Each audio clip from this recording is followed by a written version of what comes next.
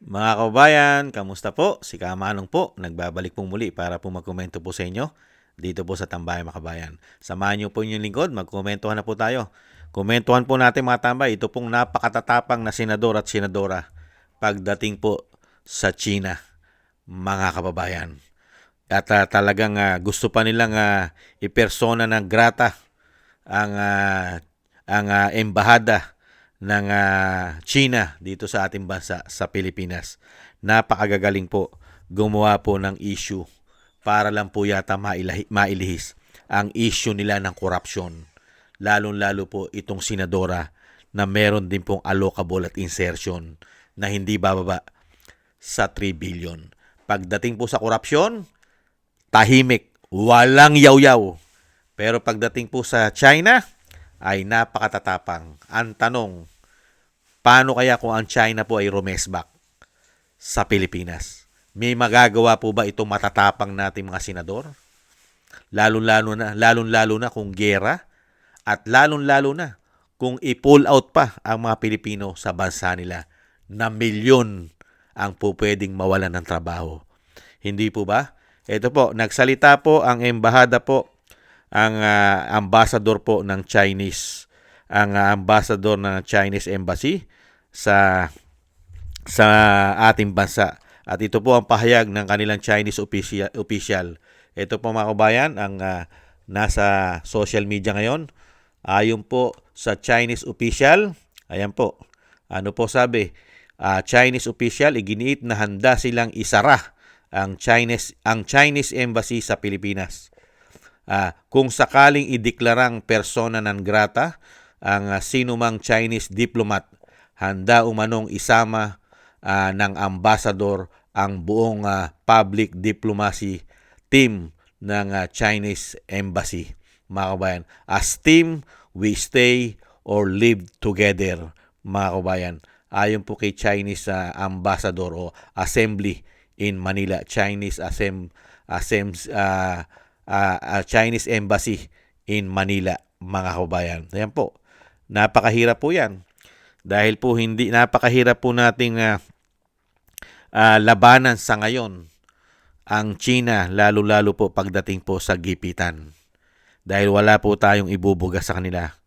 Kahit saang pong daanin sa lakas ng pandigma, sa lakas ng kasalapian, sa lakas ng politika nila, ay lagi po silang lamang, mga kabayan. Dahil kasalanan po yan ng mga politiko natin. Dahil una-una, hindi po sila nagpalakas sa ating bansa. Nagpahirap po sila sa ating bansa umano. Kaya po tayo binubuli ng China. Una-una, hindi po natin kinakampihan ng China.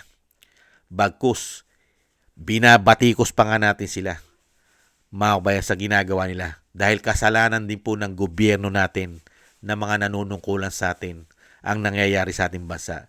Dahil po sa kapabayaan. Sa kapabayaan dahil po sa korupsyon. Wala pong nangyayari sa ating bansa, lalong-lalo po sa proteksyon na kailangan ng bansa. Dahil po sa pagnanakaw nila. Mga politikong walang pagmamahal sa bayan. Hindi po ba? Kaya nga po nakapagpapalabas po ang ang Chinese Embassy, mga kabayan. Hindi po pwede silang pagmalakihan at kaya po nilang umalis sa ating bansa. At iginigit nila na handa silang umalis at isarado nila ang Chinese Embassy sa Pilipinas. Kung sakaling ideklara daw ng Senado, at ideklara ng Commander-in-Chief ng Pilipinas na tinatawag na Bangag at Bonget na persona ng grata ang embahada o sinasabing mga diplomat ng China sa ating bansa, ay handa po silang umalis lahat, mga kabayan. Dahil meron pa pong isang meron pa po isang senador na matapang din po. Ito po. Ayon naman po dito sa isang senador, mga kabayan, na may kaso rin po ng korupsyon. Ayan naman po sinasabi po ng isang senador na si Estrada, si Jinggoy. Ayon po kay Jinggoy, yan po sinabi naman po ni Jinggoy at ito po yung nakapost, ay namimihasa na kayo, mga walang hiya. Sino ba ang pumapanig sa kanila sa pag-aangkin sa West Philippine Sea? Ang sagot halos wala. Hindi ang international na batas, hindi ang pandaigdigang komunidad, at lalong hindi ang mga bansang direktang apektado ng kanilang pang-aangkin. Senator Jinggoy Estrada. Ang tanong, bakit po nagawa ng China na angkinin ang ating mga teritoryo? Mga kabayan, trabaho nga ng China yan. Pag mahina ang bansa katulad ng Pilipinas, walang say at walang seguridad. Dahil alam naman po natin ang batas sa karagatan. Hindi po ba? Pagka nasakop ka na nila at wala kang nagawa, dahil wala kang bantay. Hindi po ba? Katulad po na nangyari sa Scarborough Shore. Di po ba? Pinaalis po nila yung ating mga men in uniform nung panahon ni Pinoy. Di po ba may bantay tayo ron? Di po ba umalis at nakapasok na po ang China ron, kung hindi po nagkakamali si Kamanong? Napaalis po ba natin yon? Di po ba hindi na? Ganyan po kasi ang labanan dyan. Ang sinasabi nga natin, kung kayo'y matitino at mahuhusay na politiko, yung mga ninanakaw nyo sana ay ibinili po sana ng gamit katulad po ng China. Nagpalakas at nagparami sila. Nagparami po sila ng asset. Number one, lalo-lalo sa magpuprotekta po sa karagatan. Hindi po ba? Kung ang ating bansa ay nagparami lang po at hindi po nagparami ng magnanakaw, ang nangyari po kasi sa ating bansa ay nagparami po ng magnanakaw. Hindi po nagparami ng asset dahil puro nakaw po umano ang pinagagawa ng mga karamihang politiko nagdaan sa atin hanggang ngayon umano. Kailan lang po dumami ang asset natin, lalong-lalo po sa mga pandagat at panghipapawid? Di po ba nung panahon lang ni dating Pangulong Duterte? Hindi po ba?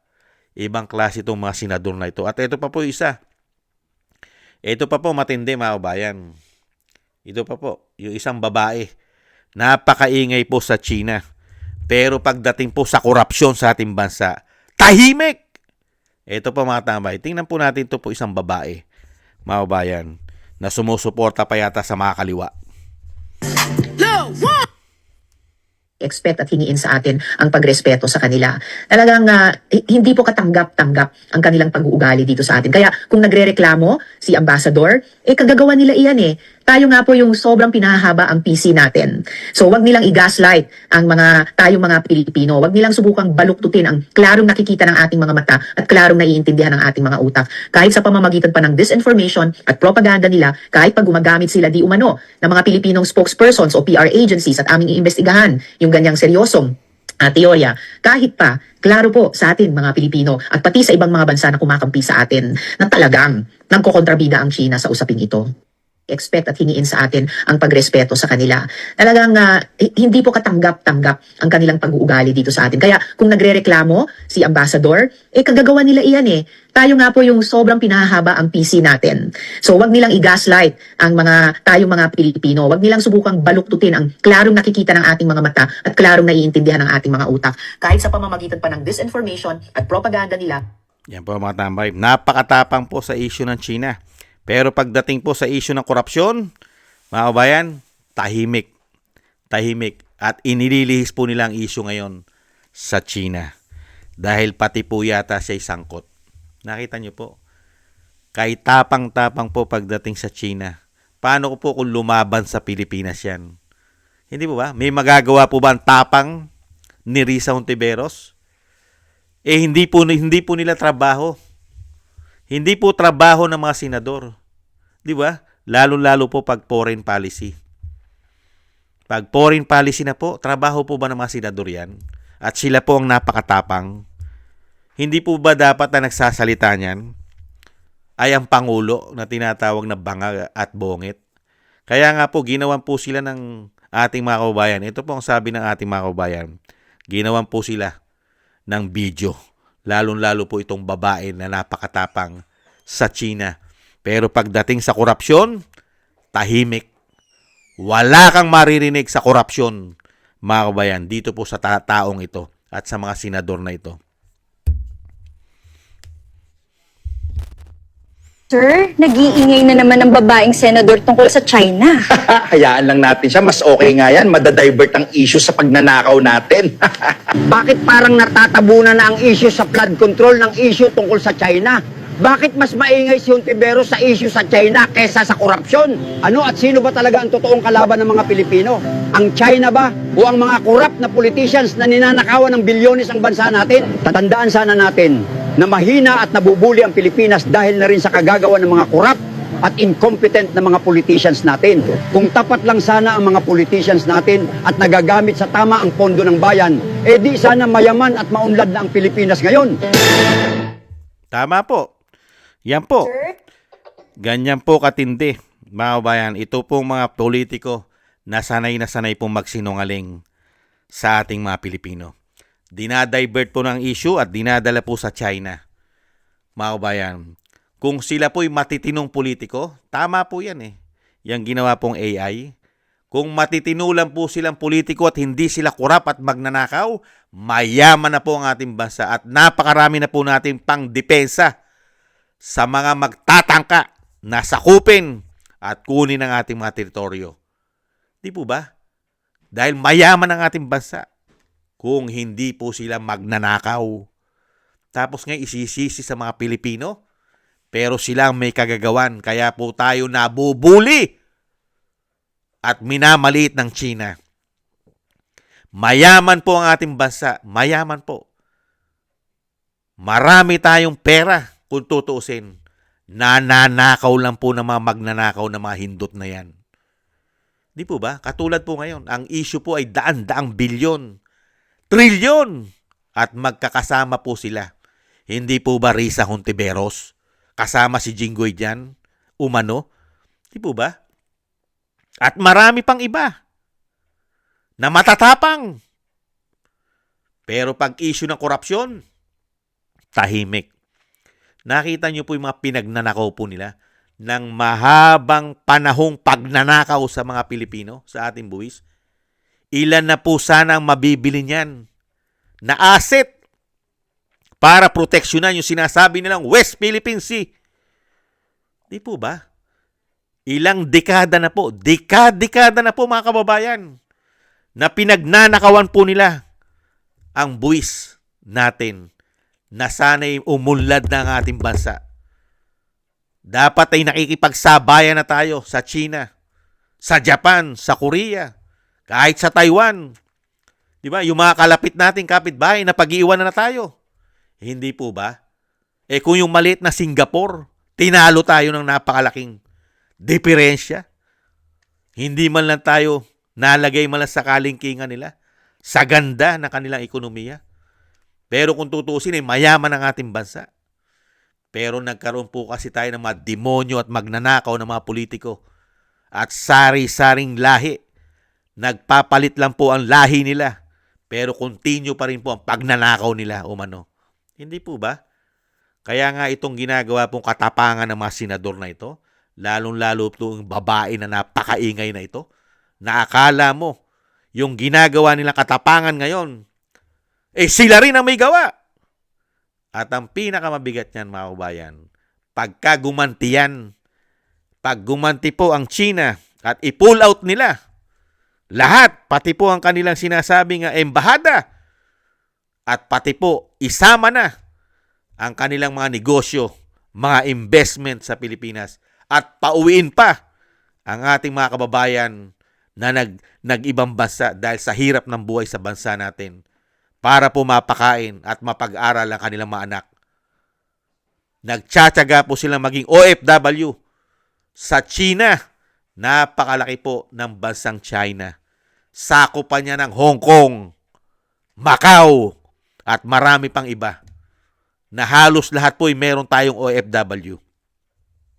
Sa tingin nyo, Senator Jinggoy, at mga senador na yumayaw-yaw, sila Kiko, si Bam, si Soto, at marami pa iba, at lalong-lalo po yan si Risa Hontiveros, kaya nyo bang bigyan ang milyong-milyong Pilipino?